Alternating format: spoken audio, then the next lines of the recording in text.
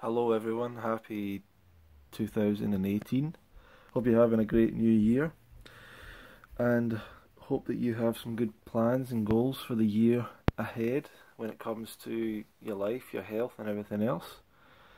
And obviously what we all want is to be as healthy and happy as possible so that we can do all the things that we want.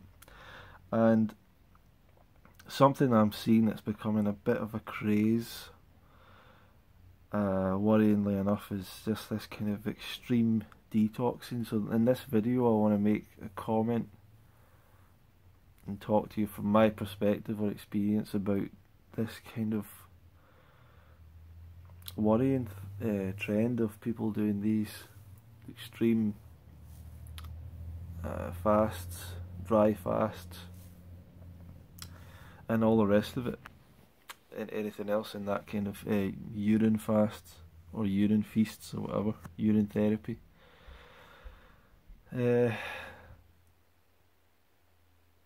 So what this has been spurred on by a few things.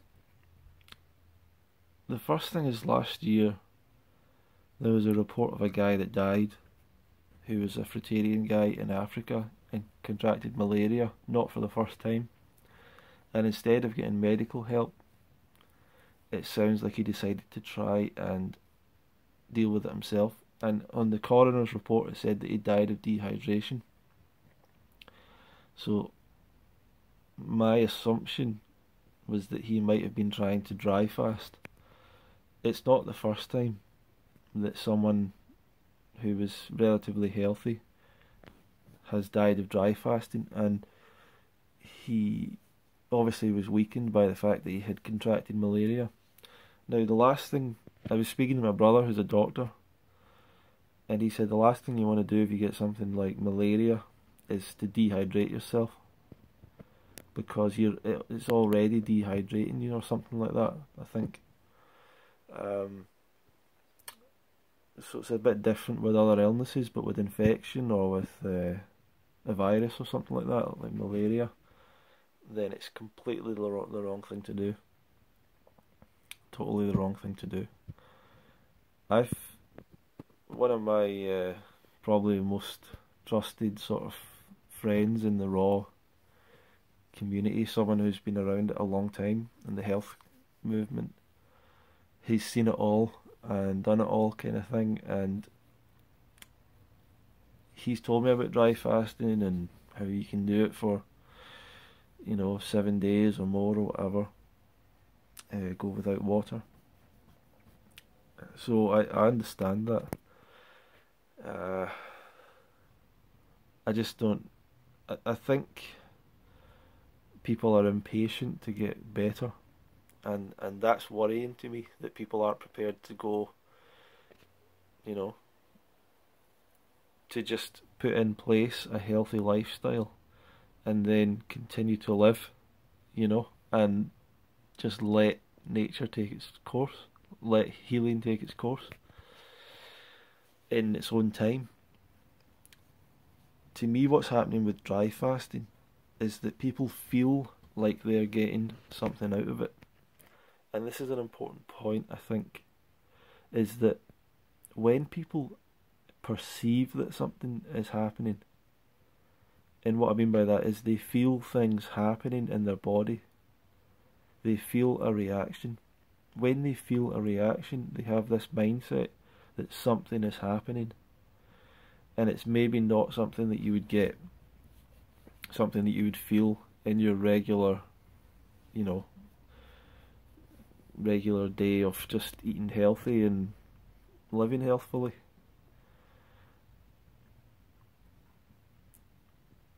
But the truth is that you're detoxing, cleansing and healing all of the time. The idea with the fast is that would go into a kind of deeper phase, because you're giving the body more rest, or you're resting more of the body's functions, primarily eating. So with fasting, I think fasting is a great thing. I really think fasting is primarily for people who are very sick and have no other answer, or they're getting sick and they have no other answer, or nothing else is working for them, or whatever else. I see so many people that are doing it really casually, like fasting all once a week, doing multiple fasts in a year, fasting, and there becomes this obsession with getting cleaner, getting purer. Getting rid of parasites is another big one.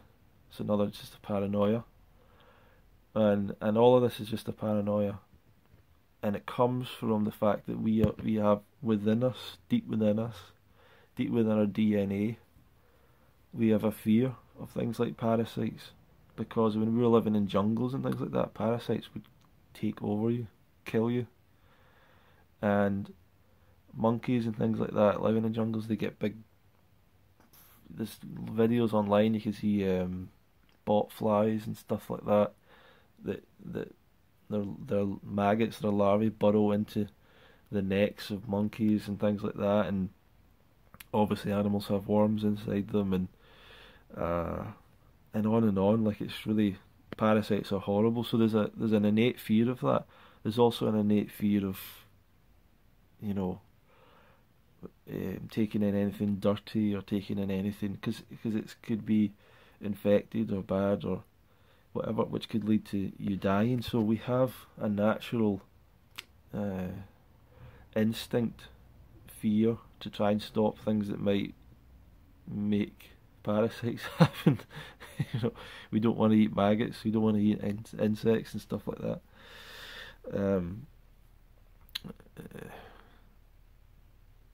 But people are going against their instincts and things. I don't think.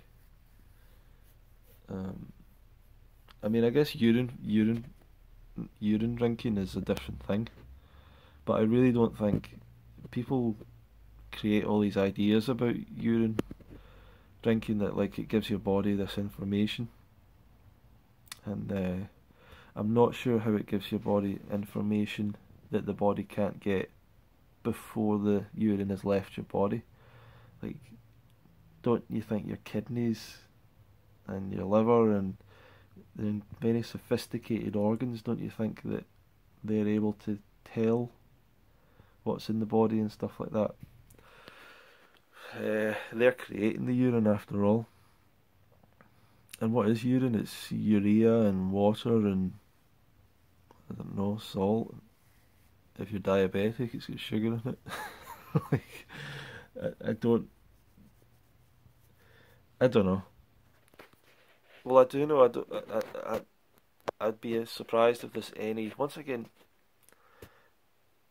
if there's any scientific information around urine, about drinking urine being a good thing or whatever.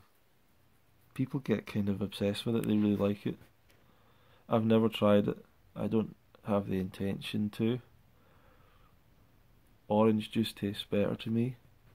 Smells better, at least. But I'm really worried.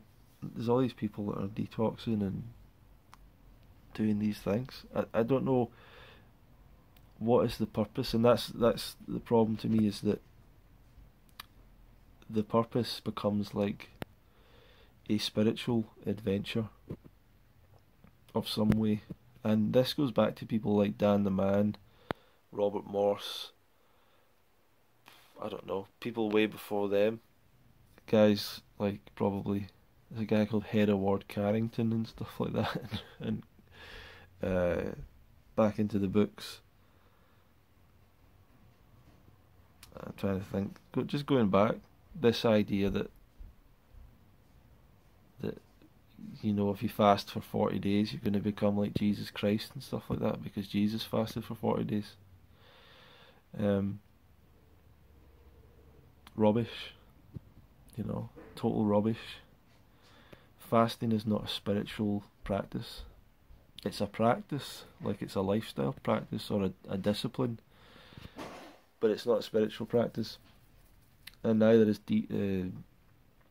urine drinking, dry fasting, or all of these things. I mean, dry fasting is more spiritual in the sense that it takes you close to death. That's the only reason I can see people going, oh, that's dead spiritual experience. Yeah, if you nearly kill yourself, then that might make you reflect on reality and stuff like that.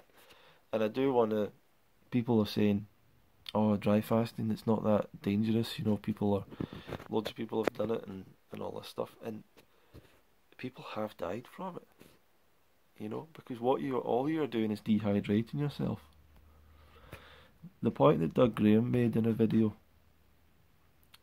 someone was asking about dry fasting, and Doug said, he basically said, from my understanding, if you want to heal, your body needs to be, you know, functioning optimally in order to be able to heal and, you know, put its energy into healing. If you're compromising the body's ability to function by becoming dehydrated, then how is that going to improve your chances of healing? You know? So the only two people I've really met that are running fasting, have run fasting centres, Doug Graham, who's done fasting, Lauren Lockman, who does fasting, have both experienced in it. Neither of them recommend dry fasting. And I should think that if you went to True North, which is a clinic, this is another water fasting clinic, I would be surprised if they didn't argue against it as well. I would just encourage everyone not to do it. It's not something that I would ever approve of or recommend, because I don't know what you're going through and who. I understand that the average completely healthy person can sit down and dry fast for a week or whatever. I understand that people can do it. I know that I've heard so many people talking about it, but kind of what's the point? The risk reward ratio is just way out of whack, where the risk is death and the reward is like, what is the reward that's greater than, you know, working on just improving your health lifestyle rather than looking to fasting as the ultimate solution?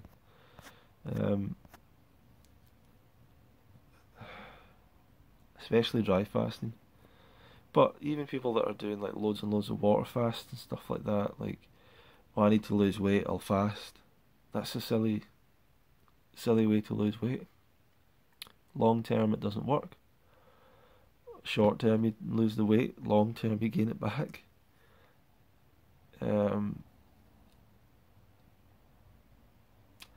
Now, obviously, this video has been inspired, you might be aware, by a guy called Sean Walsh, who followed on and off over the years, and I think he lives in China or somewhere, in the tropics anyway, and he's English, and he did like this 11-day. Before he did a 7-day dry fast before, which I thought was a bad thing to promote or talk about. An 11-day urine fast, which he calls Orin, or dry fast, but he was having urine at the same time, or not sure exactly what he did. But if you look at some of his videos at the end of that, he's really looking on the he looks very worryingly unwell, and you can only really tell that if you get go to a doctor or someone that can diagnose these things. But it worries me that a lot of this stuff is inspired by guys like Robert Morse, who is a fat guy that tells people to eat fruit. Like, let's break it down. He's a guy who has no self-control when it comes to his own diet and lifestyle. Like, I understand that he looks like God and he talks about spirituality, but see, this is the point, when you give out information and fasting, detoxing, oh, I did this, I did that, talking about things he did, and it makes people think, oh yeah, I think I'll try that too. Dan the Man is terrible as well for it, really terrible. And as much as he offers a lot of value, when you start to promote the idea of like randomly fasting, I don't know if Dan the Man talks about dry fasting or urine fasting or whatever, but he does talk on the verge of breatharianism and things like that at times, and you might say, oh, I've never seen him do that, but I've seen him do that like in person at talks, you know,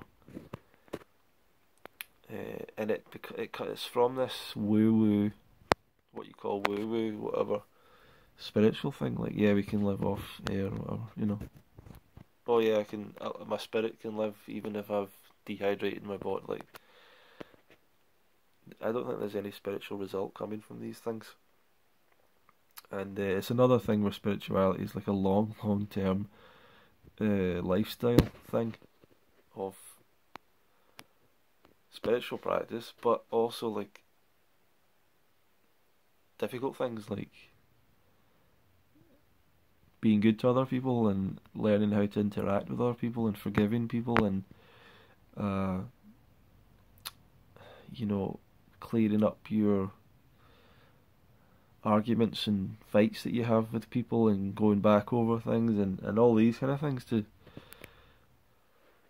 you know, that's all hard work over long term, and people are looking for this like really short term, like dry fast for 7 days, and that'll like looking at the short term solution kind of thing that's dangerous. So that's a lot of my thoughts on that. Kind of a long video.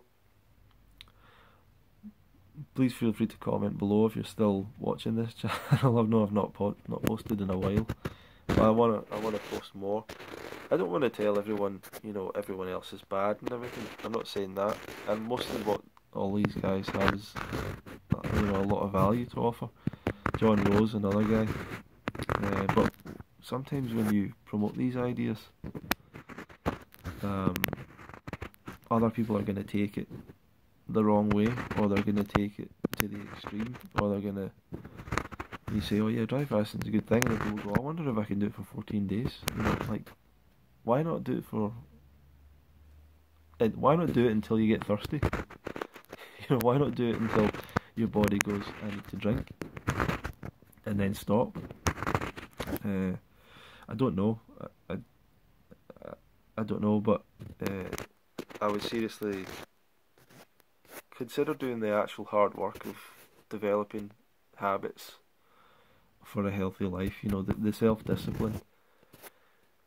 Because I've known a lot of fasting people as well that have went right back to the junk food. Right back. And it's developing the habits of a lifetime and mastering that and keeping doing that in the face of the difficulty of staying healthy in a world that doesn't really support that goal all the time. That's what I want for everyone, you know, that's what I hope you do, rather than looking for short-term fasting solutions. But if you're going to fast, you know, seek the advice of someone that knows more than me, and preferably someone that's, you know, participated in a lot of fasts and stuff like that, and get them to tell you about people that have died while fasting and stuff like that, because it happens. So you need to be aware of the risks as well. Okay. Well, thanks for watching the video. Subscribe below with your thoughts, and comment below your thoughts, and I'll see you in the next one. And have a good 2008.